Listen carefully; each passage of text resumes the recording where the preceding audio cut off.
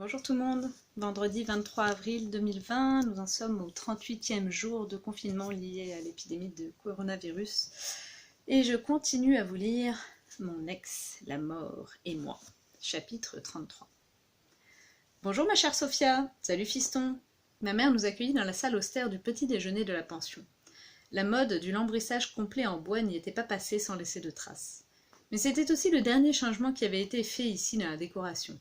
L'architecte d'intérieur avait dû souffrir de mauvais goût chronique. Le café est frais et le journal est bon. Tu t'es relevé rudement tôt aujourd'hui. Tu es allé faire un jogging ? Comme beaucoup d'autres personnes un peu âgées, ma mère ne connaissait rien au sujet. Car comment des baskets ou des tennis auraient pu tenir dans le petit sac de voyage de Sophia ?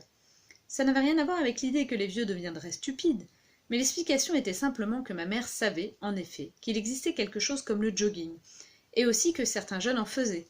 Mais ça ne l'avait jamais encouragée non plus à parcourir au petit trot pour se débarrasser d'une mauvaise conscience de quelque nature que ce soit, une distance de A à B et retour. Oui, c'est ça, je fais parfois ça ces derniers temps, dit-elle, et elle me regarda d'un air mal assuré, réclamant de l'aide. Tu es vraiment déjà allé faire un jogging ? C'est pour ça que ta coiffure a l'air aussi bizarre. Un peu comme si tes cheveux étaient crêpés ?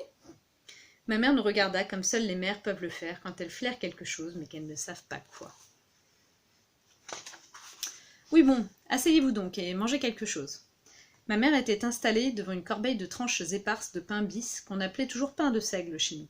De la confiture dans des petits paquets en aluminium qu'elle détestait à vrai dire, elle qui en faisait elle-même, et le quotidien local qu'elle avait réussi à soutirer au patron, lequel arriva à cet instant précis à notre table et lança de bon cœur « Bonjour !»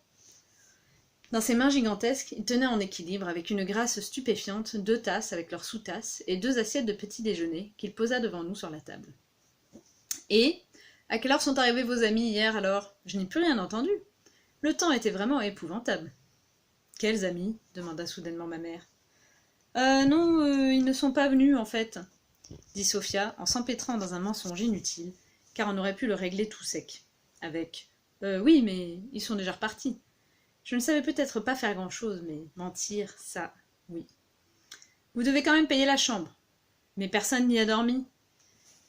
Sophia s'enfonçait un peu plus, ou alors elle avait déjà oublié notre partie de jambes en l'air, et ce que je n'espérais pas, car elle était fantastique, et c'était ma dernière. Mais quels amis ? demanda ma mère. Réserver, c'est réservé, sinon je vais avoir des soucis avec les impôts, dit le patron, qui laissait deviner le peu de succès de sa pension, et qui était manifestement prêt à se battre pour le moindre sou. Oui, oui, on va payer, et pas de problème. J'essayais de mettre un terme au conflit le plus vite possible. Toi et ta capacité à régler les conflits, dit ma mère devant l'équipe au complet, ou l'absence totale de cette faculté, ajouta Sophia.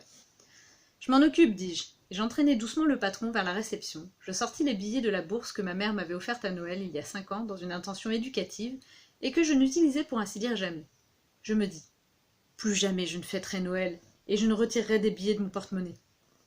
La mort descendit l'escalier avec un sourire d'un pas dansant, et dit « Je suis réveillée. Qui d'autre ?»« Tout le monde, dis-je. » La mort prit un bonbon dans le bocal qu'il y avait sur tous les comptoirs de réception d'hôtel de l'univers, et on retourna dans la salle du petit déjeuner. La mort déballa le bonbon en faisant crisser le papier, le colla dans sa bouche et dit « C'est sucré.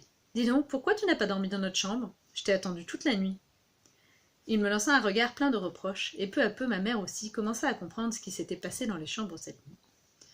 Sophia est déjà allée faire un jogging et ses amis ne sont pas venus finalement, dit-elle en préservant la distance huguenote de notre table de petit déjeuner pour me protéger et laisser Sophia dans sa magnificence qu'elle estimait immaculée. « Tu veux encore prendre quelque chose ? demanda ma mère à la mort. Je ne suis pas très petit déjeuner. »« Oh, vous les jeunes, il faut pourtant que tu manges !»« On devrait y aller, dis-je. » On sortit de la salle à manger de l'hôtel, on prit nos sacs à la réception, et le patron nous salua par ces mots. « Honorez-nous bientôt de votre visite !» La mort se retourna, s'approcha de nouveau du comptoir et tendit sa main au patron, qui la serra avec innocence. De son autre main, la mort saisit avec fermeté le bas du patron et dit « Je n'y manquerai pas. À bientôt !» Nous nous tenions devant la pension sous un ciel matinal gris sombre que venaient fouetter encore des bourrasques qui faisaient danser les herbes de gauche à droite. Je fixai la mort d'un air interrogateur. « Eh bien quoi, qu'est-ce qu'il y a ? Tu as vu de quoi il a l'air » dit-il avec indignation. « Alors s'il est gros, fume en plus, il ne faut vraiment pas qu'il s'étonne s'il meurt bientôt, dit ma mère, clairvoyante sans le savoir, Elle qui s'était élaboré un régime ascétique bizarre à base de beaucoup de café et de beaucoup de légumes l'hiver, et qu'elle jugeait bénéfique pour la longévité. On monta en voiture avec la même réparation qu'hier. Avec la même répartition qu'hier. Ma mère enclencha la marche arrière, positionna la voiture parallèle à la bretelle d'accès à l'autoroute, regarda dans le rétroviseur, et ce ne fut que lorsqu'il n'y eut plus l'ombre d'une calandre, ni devant, ni derrière nous, qu'elle mit les gaz. Chose que je dois encore faire aujourd'hui, me dis-je dans ma tête. Petit 1. Expliquer à ma mère que je vais bientôt mourir. Petit 2. Expliquer à ma mère qu'on est en train de voyager avec la mort. Petit 3. Protéger mon fils de la catastrophe. Petit 4. Flanquer à l'autre mort une trempe suffisante pour qu'il ne revienne plus. Petit 5. Mourir et voir ce qu'il y a de l'autre côté. Petit 6. Me débrouiller pour qu'on fasse écouter tout à l'heure en voiture l'émission de foot à la radio, parce que ce sera ma dernière. Petit 7. Écrire une dernière carte postale à Johnny, même si on va lui rendre visite. Et je me rendis compte que le point numéro 7 était le plus important pour moi. Alors je sortis de mon sac une carte postale avec timbre et adresse, ainsi que mon stylo préféré, et je me mis à écrire et à dessiner.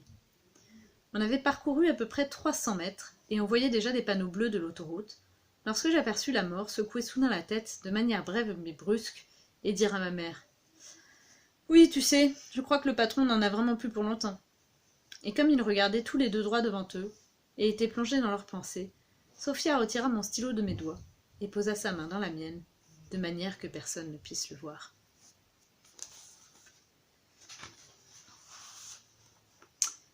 Johnny, vieil obusier, aujourd'hui j'ai vu l'homme le plus gros du monde.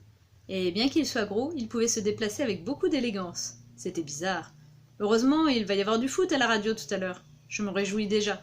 Mamie ne veut écouter que du classique toute la journée. C'est énervant. Ta mamie et mon nouveau copain s'entendent très bien. Je t'embrasse, ta vieille branche de père. PS, Johnny be good. La suite, très bientôt. Bonne journée.